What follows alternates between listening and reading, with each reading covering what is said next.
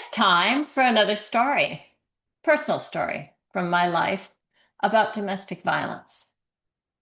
I was raised in a home with domestic violence. My father was the perpetrator, although there were times that it felt like and looked like there was mutual combat in the home. My father still ruled our family with an iron fist, and he controlled my mother in really horrific ways.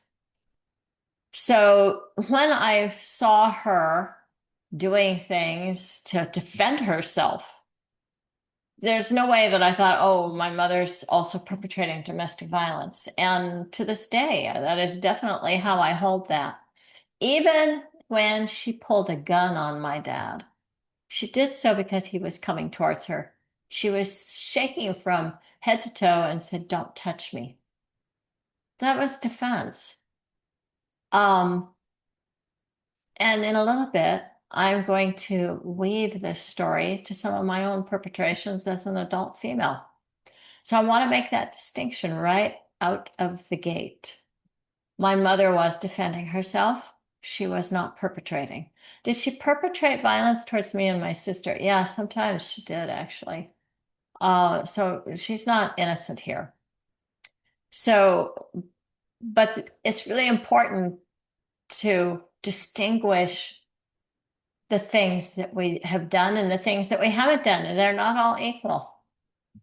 So when I left home, I eventually got into a domestic violence relationship with a fiance. And in that situation, there were times that I tried to defend myself. And there was also a time when I perpetrated.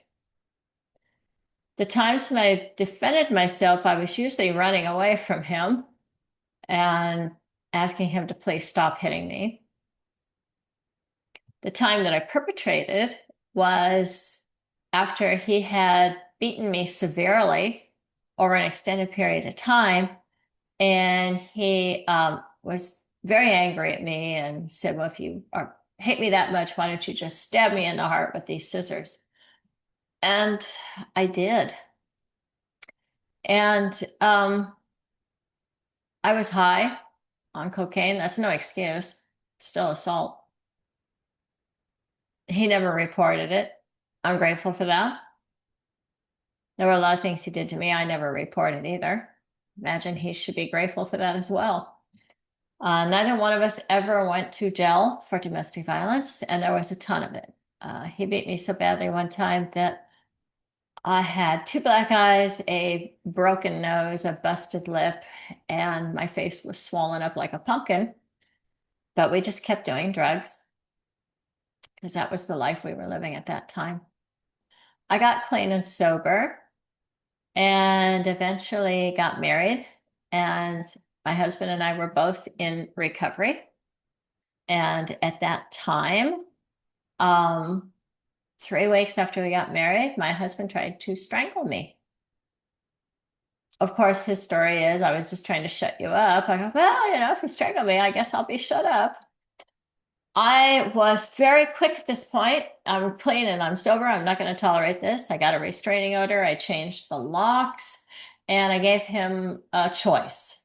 I said, "You can enroll in this Men Overcoming Violence class for 6 months while we're separated, in which case I will not file for a divorce yet, or you can choose not to get the help and I'll just file for divorce now." He chose to get help. So he went to the trainings for 6 months and he took them to heart. He often was crying because he was going so deep on his remorse and shame that he had, and really getting that he never wanted to be that person again. And of course, in 6 months, they were teaching him a lot of techniques for how to stop hitting. And he never hit me again. We stayed married. We moved in back together again. It seemed like it was just going to be smooth sailing after that. But unfortunately, I did not realize that I was still feeling angry and vengeful about him abusing me. So there were several times when I hit him. In fact, I distinctly remember one time hitting him, hoping he would hit me back. I wanted the drama. I was tired of him being such a goody two shoes. Um, I wanted to have a real fight. I'm astounded and shocked and amazed that there was this part of me, that this is how I felt, and that this is what I did with a husband who got help for his violence as I became the violent partner. But that's exactly what happened. And it was the 90s. It was the early 90s, actually. And I was having a really hard time finding any therapist or any recovery group that would help me as a woman who was perpetrating violence. I went to a support group that was supposed to be helping women stop hitting. And I just listened to a bunch of lesbians brag about holding knives to their girlfriends. This is not helping. Where's the remorse? Where's the I want to change. I want to stop being this person. It just wasn't happening. At that particular time, there was a very popular movie. It was called Thelma and Louise. It starred Gina Davis and Susan Sarandon. And in the movie, these women go on a rampage where they're being violent towards men. And a lot of us got t-shirts. I didn't actually get a t-shirt, but there were a lot of t-shirts going around for that movie. Women were very angry at that time. And nobody was thinking that women had a problem with domestic violence. Not enough to establish a program for women overcoming violence like they had established for men overcoming violence. But I was clean and sober at the time, and I could not afford to continue to behave this way. And it was really eating away at me. So I actually asked my husband to help me. The irony of this. There's irony to it, but there's also a lot of beauty to it. That he got well, and now I was asking him, can you help me get well, please? And I learned some really valuable things from him that I carry with me to this day. Now, this was before anybody was talking about internal family systems. So I didn't know that I had parts that were acting out. I didn't know that those were firefighters, and neither did he.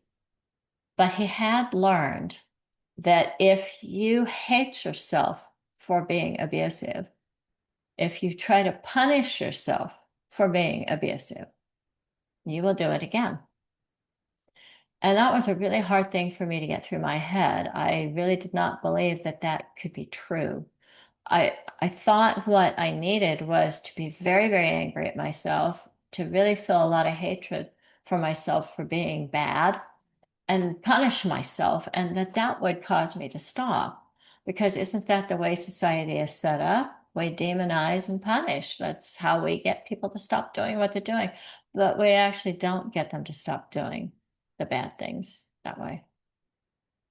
So eventually, when nothing else worked, I took his advice. And when I did something violent, I would do something nice for myself. And I wanted to tell you, it made me feel like throwing up.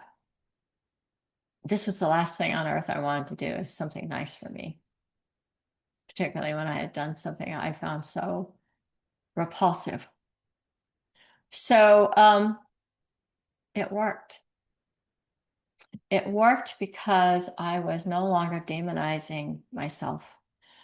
And in the words of my ex-husband, yes, we did eventually get a divorce because he relapsed around drugs and alcohol, but I'm so grateful I had this journey with him because it changed me. And I get to carry the fruits of that transformation with me to this day. That if I really want to stop doing abusive things, I have to find a way to love myself.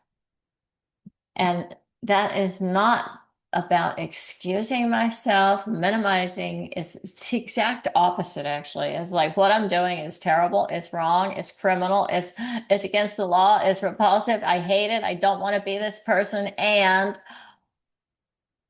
I'm going to love myself so I can stop doing it. I have brought this message to many of my anger management clients. I've seen it work in other people's lives over and over and over again. I know it works. I hope that by sharing it with you, that you or someone you love can also use it in a way that can help you to transform anything that you find objectionable and repulsive about yourself. You got to move towards it with love. You got to move towards it with curiosity, not with spiritual bypassing, not with excusing. This is very much about being accountable. This is very much about calling things that are abusive and harmful, abusive and harmful. No excuses. None. It didn't matter what he had done to me in the past. Now I was the monster. And if we want fewer monsters in this world, we're going to have to see what's good about us and cultivate that and love the parts of ourselves that do bad things because they were trying to be helpful. As confusing and hard to believe as that is. Yeah. I'm really happy to say that I have not been violent for over 2 decades. So grateful for that. There is nothing worse, actually, than being a violent perpetrator. I have been on both sides of this domestic violence equation. I've been the victim, I've been the perpetrator. I would much rather take a beating than give one. And I imagine there's a few of you out there that would understand what I'm saying. But let's hope for a world and plan for a world and work for a world where nobody gets hurt and nobody does the hurting. That's the world I want. And I'm pretty sure that's the world you would like to live in too. Blessings on your journey wherever you are in it. And please subscribe to this channel. Leave a thumbs up for this video and drop your comments below. If you think shaming people and punishing people is the way out, that that's going to change society, I want to hear from you. If you have a personal experience of transforming your own violence and you didn't follow my path or my ex-husband's path, I want to hear from you. And if you found this to be helpful and maybe it was just arriving at the right time, I want to hear from you.